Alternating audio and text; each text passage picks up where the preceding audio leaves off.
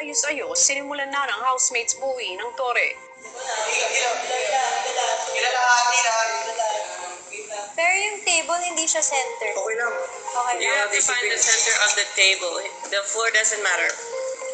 Kaya yung bigat ang masakit yung lubid. No, you start at the center Yeah, Elise, yeah. of the table.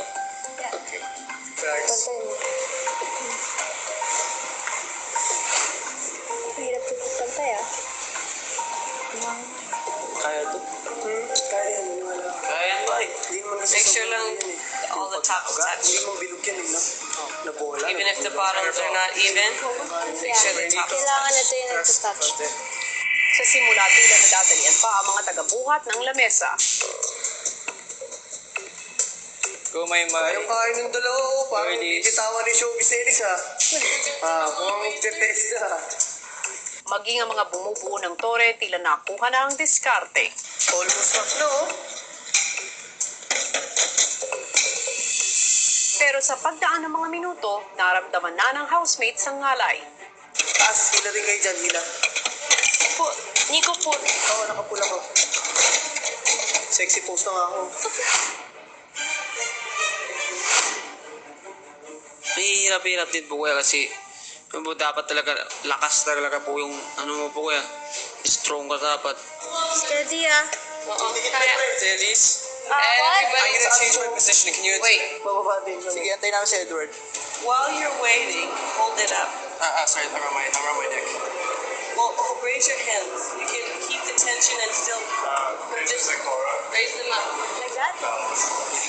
Lower. Waiting on you guys. Kiris maganda yung Tumas ginawa ko. na. Thank you bro. Mabigat po talaga siya kuya. Doon nasusubukan yung stability ng bawat isa kuya. Yung hindi ka gagalaw, yung mga nagbubuhat, at syempre naman sa mga nagtatayo, nandyan yung galing nila sa paggawa ng tore. Kailangan magaan yung kamay. Tayo natin muna. The reason everyone's forward is so that they can raise it up higher without pulling as hard. Para That's why everyone's moving forward is because it's getting heavier. Malapit na. Edward, go forward and pull the rope.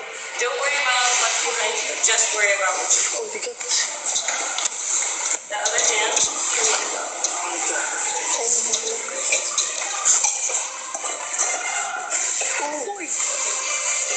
guys, yung mababa dito. Bumaba. Pasok kayo. Ha? Lapit kayo. Kasi yung,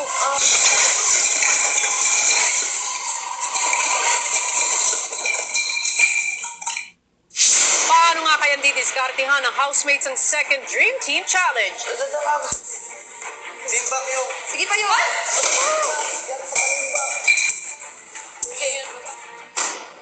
Ano ang mga dagdag hamong ibibigay ni Kuya? hold on.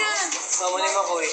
Masarap sa pakiramdam po na nakikita mo yung anak mo. Gusto ko siya mayakap, syempre po. Naghihintay ang iyong ina. Sa confession room, anong iyong desisyon ko eh?